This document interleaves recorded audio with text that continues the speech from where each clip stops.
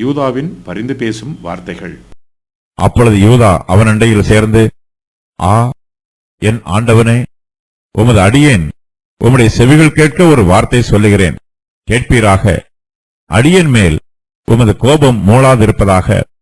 நீர் பார்வோனுக்கு ஒப்பாயிருக்கிறீர். உங்களுக்கு தகப்பனாவது சகோதரனாவது உண்டா என்று என் ஆண்டவன் உம்முடைய அடியாரிடத்தில் கேட்டீர்.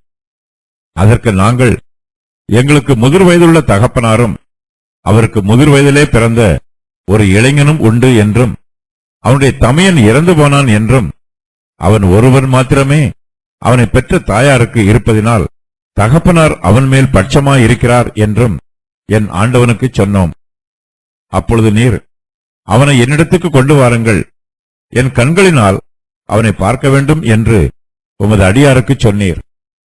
நாங்கள் ஆண்டவனை நோக்கி, அந்த இளைஞன் தன் தகப்பனை விட்டு பிரியக்கூடாது, பிரிந்தால் அவர் இறந்து போவார் என்று சொன்னோம். அதற்கு நீர், உங்கள் இளைய சகோதரனை கொண்டு வராவிட்டால் நீங்கள் இனி என் முகத்தை காண்பதில்லை என்று உமது அடியாருக்கு சொன்னீர். நாங்கள் உமது அடியானாகிய என் தகப்பனாரிடத்திற்கு போனபோது என் ஆண்டவனுடைய வார்த்தைகளை அவருக்கு அறிவித்தோம். எங்கள் தகப்பனார் எங்களை நோக்கி, நீங்கள் திரும்ப போய் நமக்கு கொஞ்சம் தானியம் கொள்ளுங்கள் என்று சொன்னார். அதற்கு நாங்கள் போகக்கூடாது, எங்கள் இளைய சகோதரன் எங்களோட வந்தால் போவோம், எங்கள் இளைய சகோதரன் எங்களோட வராவிட்டால் நாங்கள் அந்த புருஷனுடைய முகத்தை காணக்கூடாது என்றோம். அப்பொழுது உம்முடைய அடியானாகிய என் தகப்பனார், என் மனைவி எனக்கு 2 பிள்ளைகளை பெற்றாள். அவர்களில் ஒருவன் என்னிடத்திலிருந்து போய்விட்டான், அவன் பீரிண்டு போயிருப்பான் என்றிருந்தேன். இதுவரைக்கும் அவனை காணாதிருக்கிறேன். இதெல்லாம் நீங்கள் அறிந்திருக்கிறீர்கள். நீங்கள் இவனையும் என்னை விட்டு பிரித்து அழைத்து போகும் இடத்தில் இவனுக்கு மோசம் நேரிட்டால் என் நரைமயிரை வியாகுலத்தோட பாதாளத்தில் இறங்க பண்ணுவீர்கள் என்றார். ஆகையால் இளையவனை விட்டு நான் என் தகப்பனாகிய உமது அடியானிடத்துக்கு போனால் அவருடைய ஜீவன் இவனுடைய ஜீவனோட ஒன்றாய் இணைக்கப்பட்டிருக்கிறபடியினால் அவர் இளையவன் வரவில்லை என்று அறிந்த மாத்திரத்தில் இறந்து போவார். இப்படி உமது அடியாராகிய நாங்கள் உமது அடியானாகிய எங்கள் தகப்பனுடைய நரைமயிரை வியாகுலத்துடனே பாதாளத்தில் இறங்க பண்ணுவோம். இந்த இளையவனுக்காக உமது அடியானாகிய நான் என் தகப்பனுக்கு உத்தரவாதி. அன்றியும் நான் இவனை உம்மிடத்துக்கு கொண்டு வராவிட்டால் நான் எந்நாளும் உமக்கு முன்பாக குற்றவாளியாயிருப்பேன் என்று அவருக்கு சொல்லியிருக்கிறேன். இப்படி இருக்க இளையவன் தன் சகோதரரோட கூட போக விடும்படி மன்றாடுகிறேன்.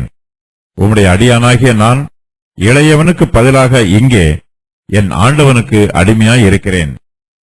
இளையவனை விட்டு எப்படி என் தகப்பனிடத்துக்கு போவேன்? போனால் என் தகப்பனுக்கு நேரிடும் தீங்கை நான் எப்படி காண்பேன் என்றான். யூதா தன் சகோதரன் பென்யமீனுக்காக யோசேப்பினிடத்தில் பரிந்து பேசுகிறான். பென்யமீனின் மற்ற சகோதரரை விட யூதா அவனுக்கு மிகவும் நெருக்கமான சிநேகிதனாகவும் சகோதரனாகவும் இருக்க வேண்டும். அல்லது பென்யமீனின் சகோதரரிலே யூதாவே சாதுரியமான வார்த்தைகளை பேசுகிறவனாகவும் வாக்கு வல்லவனாகவும் இருக்க வேண்டும். மற்ற சகோதரர்களை விட யூதா ஞானமாகவும் பொறுமையாகவும் தெளிவாகவும் பணிவாகவும் பேசுகிறவன். ஆகையினால் யூதா தன் சகோதரன் பென்யமீனுக்காக யோசேப்புக்கு முன்பாக பரிந்து பேசுகிறான். யூதாவின் வார்த்தையில் பணிவும் சாதுரியமும் வெளிப்படுகிறது. அவன் மிகவும் நயமான வார்த்தைகளை தெளிவாக பயன்படுத்துகிறான். யூதா யோசேப்பண்டையில் சேர்ந்து அவரை நோக்கி, ஆ, என் ஆண்டவனே, உமது அடியேன் உம்முடைய செவிகள் கேட்க ஒரு வார்த்தை சொல்லுகிறேன், கேட்பீராக. அடியேன் மேல் உமது கோபம் மூளாதிருப்பதாக. நீர் பார்வோனுக்கு ஒப்பாய் இருக்கிறீர் என்று சொல்லி தன்னுடைய வார்த்தைகளை ஆரம்பிக்கிறான். யூதா யோசேப்பை வெகுவாக புகழ்ந்து பேசுகிறான். அவருக்கு அதிகமான மதிப்பையும் மரியாதையையும் காண்பிக்கிறான். யூதா தன்னுடைய சகோதரன் பென்யமீனுக்காக யோசேப்பினிடத்தில் பரிந்து பேசுகிறான். அவன் பென்யமீனுக்காக பரிந்து பேசுவதற்கான காரணத்தையும் யோசேப்புக்கு தெளிவுபடுத்துகிறான். யோசேப்பு ஏற்கனவே தன் சகோதரரை நோக்கி, உங்களுக்கு தகப்பனாவது சகோதரனாவது உண்டா என்று கேட்டார். யோசேப்பு கேட்ட அந்த கேள்வியை யூதா இப்போது யோசேப்புக்கு நினைவுபடுத்துகிறான். உங்களுக்கு தகப்பனாவது சகோதரனாவது உண்டா என்று என் ஆண்டவன் உம்முடைய அடியாரிடத்தில் கேட்டீர் என்று யூதா யோசேப்புக்கு சொல்லுகிறான். யோசேப்பு தங்களிடத்தில் தங்கள் தகப்பனாரை பற்றியும் சகோதரனை பற்றியும் கேட்டபோது அவருடைய சகோதரர்கள் யோசேப்பை நோக்கி, எங்களுக்கு முதிர் வயதுள்ள தகப்பனாரும் அவனுக்கு முதிர் வயதிலே பிறந்த ஒரு இளைஞனும் உண்டு என்றும் அவனுடைய தமையன் இறந்து போனான் என்றும் அவன் ஒருவன் மாத்திரமே அவனை பெற்ற தாயாருக்கு இருப்பதினால் தகப்பனார் அவன் மேல் பட்சமாய் இருக்கிறார் என்றும் தங்கள் ஆண்டவராகிய யோசேப்புக்கு சொன்னார்கள். யோசேப்பின் சகோதரரில் பென்யமீன் இளையவனாய் இருக்கிறான். ஆகையினால் யாக்கோபு அவன் மேல் பட்சமாய் இருக்கிறார். பென்யமீனுடைய தமையனும் இறந்து போனான் என்று அவர்கள் யோசேப்பினிடத்தில் சொல்லுகிறார்கள். யோசேப்பே அவர்கள் சொல்லுகிற தமையன். பென்யமீன் பிறக்கும் போதே அவனுடைய தாயார் ராகேல் மரித்து போனாள். ஆகையினால் யாக்கோபு பென்யமீன் மீது மிகவும் பட்சமாய் இருக்கிறார் என்று யூதா பென்யமீனுக்காக யோசேப்பினிடத்தில் பரிந்து பேசுகிறான். யோசேப்பு தன் சகோதரரிடத்தில் இதற்கு முன்பு பேசின வார்த்தைகளை யூதா அவருக்கு தொடர்ந்து நினைவுபடுத்துகிறான். யோசேப்பு அப்போது அவர்களை நோக்கி, அவனை என்னிடத்துக்கு கொண்டு வாருங்கள், என் கண்களினால் அவனை பார்க்க வேண்டும் என்று சொன்னார். அதற்கு அவருடைய அடியாராகிய அவருடைய சகோதரர்கள் தங்கள் ஆண்டவனாகிய யோசேப்பை நோக்கி, அந்த இளைஞன் தன் தகப்பனை விட்டு பிரியக்கூடாது, பிரிந்தால் அவர் இறந்து போவார் என்று சொன்னார்கள். யாக்கோபின் ஜீவன் பென்யமீனுடைய ஜீவனோட ஒன்றாய் இணைக்கப்பட்டிருக்கிறது. யோசேப்பு தங்களோடு பேசிய வார்த்தைகளை யூதா அவருக்கு இன்னும் நினைவுபடுத்துகிறான்.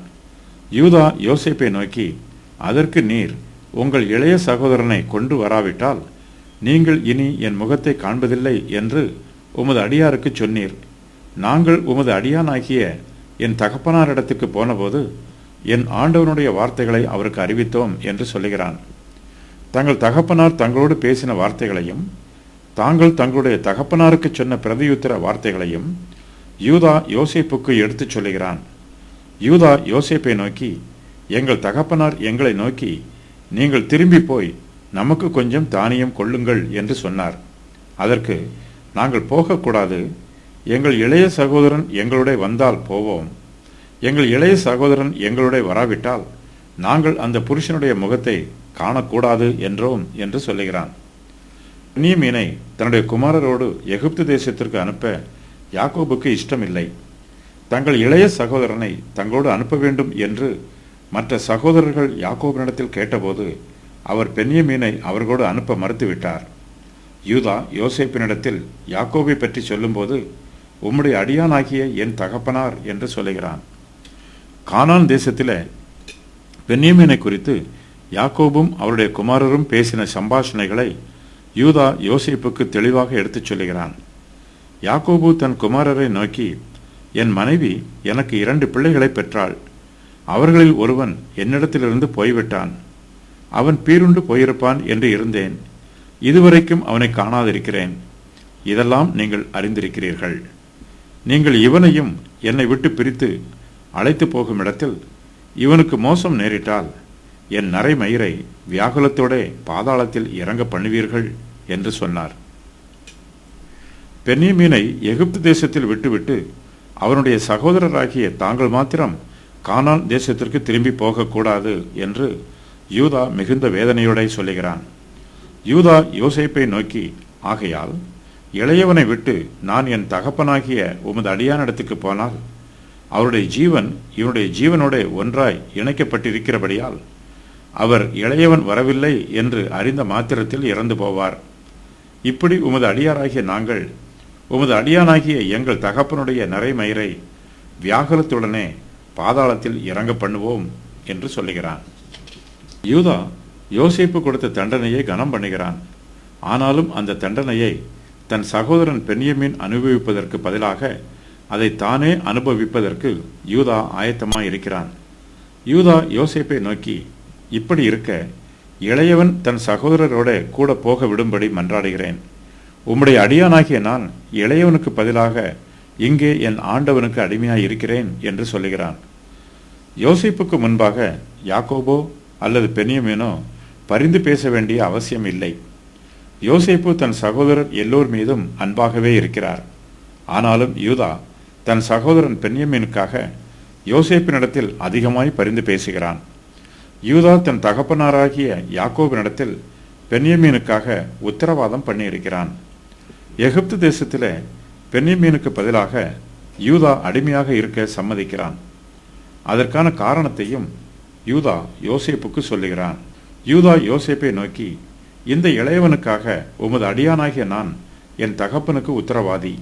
அன்றியும் நான் இவனை உம்மிடத்துக்கு கொண்டு வராவிட்டால் நான் எந்நாளும் உமக்கு முன்பாக குற்றவாளியாய் இருப்பேன் என்று அவருக்கு சொல்லியிருக்கிறேன் என்று சொல்லுகிறான். யோசேப்பின் பிரிவினால் யாக்கோபு எந்த அளவுக்கு வேதனை அனுபவித்தார் என்பதை யூதா பொறுமையோடு விவரித்து கூறுகிறான். பென்யமீனை பிரிந்தால் யாக்கோபின் உயிர் பிரிந்துவிடும். ஆகையினால் பென்யமீனுக்காக தன்னை உத்தரவாதியாக அர்ப்பணம் செய்கிறான். யோசேப்பை கொல்லாமல் அவனை விற்று விடுமாறு தன் சகோதரருக்கு அக்காலத்தில் யூதா ஆலோசனை கூறினான். இப்பொழுது தான் அடிமைப்பட்டாலும் பரவாயில்லை, தன் சகோதரன் பென்யமீன் விடுவிக்கப்பட வேண்டும் என்று கெஞ்சி மன்றாடுகிறான். ஏற்கனவே யூதா பென்யமீனுக்கு உத்தரவாதியாக இருக்கிறான். இதற்கு மேலும் யோசேப்பால் தன்னை அடக்கிக் கொள்ள முடியவில்லை. யோசேப்பு எல்லோரையும் வெளியே போகுமாறு அனுப்பிவிட்டு தன் சகோதரரிடத்தில் தன்னை யார் என்று வெளிப்படுத்தி காண்பிக்கிறார். யூதா தன் சகோதரன் பென்யமீனுக்காக யோசேப்பினிடத்தில் பரிந்து பேசும்போது முடிவாக, இளையவனை விட்டு எப்படி என் தகப்பனிடத்துக்கு போவேன்? போனால் என் தகப்பனுக்கு நேரிடும் தீங்கை நான் எப்படி காண்பேன் என்று மிகுந்த பணிவோடும் மனவேதனையோடும் சொல்லுகிறான். யூதா பென்யமீன் மீது சுமத்தப்பட்ட குற்றத்தை நீக்குவதற்காக மிகுந்த ஞானத்தோடு பேசுகிறான். யாக்கோபு யூதாவை ஆசீர்வதிக்கும் போது, யூதாவே, சகோதரரால் புகழப்படுபவன் நீயே, உன் கரம் உன் சத்துருக்களுடைய பிடரியின் மேல் இருக்கும், உன் தகப்பனுடைய புத்திரர் உன் முன் பணிவார்கள் என்று சொல்லி ஆசீர்வதிக்கிறார். யூதா தன் சகோதரர் எல்லாரிலும் அதிக ஞானம் உள்ளவன், வாக்கு வல்லவன், பலமும் தைரியமும் உள்ளவன். அதே வேளையில் யூதா தன் தகப்பன் மீதும் தன் தகப்பனாருடைய குடும்பத்தார் மீதும் மிகுந்த அன்போடும் கரிசனையோடும் இருக்கிறவன். பென்யமீன் மிகுந்த துக்கத்தில் இருக்கும்போது யூதா அவனுக்காக பரிந்து பேசுகிறான். பிற்காலத்தில் பென்யமீன் கோத்திரத்தார் யூதா கோத்திரத்தாரோடு ஒற்றுமையாயிருக்கிறார்கள். இஸ்ரவேலின் மற்ற 10 கோத்திரத்தாரும் யூதா கோத்திரத்தாரை விட்டு பிரிந்து போனபோது பென்யமீன் கோத்திரத்தார் மாத்திரம் யூதா கோத்திரத்தாரோடு கூட இருந்து அவர்களுக்கு நன்றி உள்ளவர்களாய் இருக்கிறார்கள். யூதா தன் சகோதரன் பென்யமீனுக்காக பரிந்து பேசுகிறான். நம்முடைய கர்த்தராகிய இயேசு கிறிஸ்துவோ நமக்காக பிதாவாகிய தேவனிடத்தில் பரிந்து பேசுகிறார். கிறிஸ்துவானவர் யூதா கோத்திரத்தில் தோன்றினார் என்று எபிரெயருக்கு நிருபம் எழுதின ஆசிரியர் சொல்லுகிறார். நம்முடைய கர்த்தர் யூதா கோத்திரத்தில் தோன்றினார் என்பது பிரசித்தமாய் இருக்கிறது. அந்த கோத்திரத்தாரை குறித்து மோசே ஆசாரியத்துவத்தை பற்றி ஒன்றும் சொல்லவில்லையே. எபிரெயர் 7:14. நம்முடைய கர்த்தராகிய இயேசு கிறிஸ்து பிதாவினிடத்தில் நமக்காக பரிந்து பேசுவதோடு அவர் நமக்காக பதிலீடாகவும் மரித்தார்.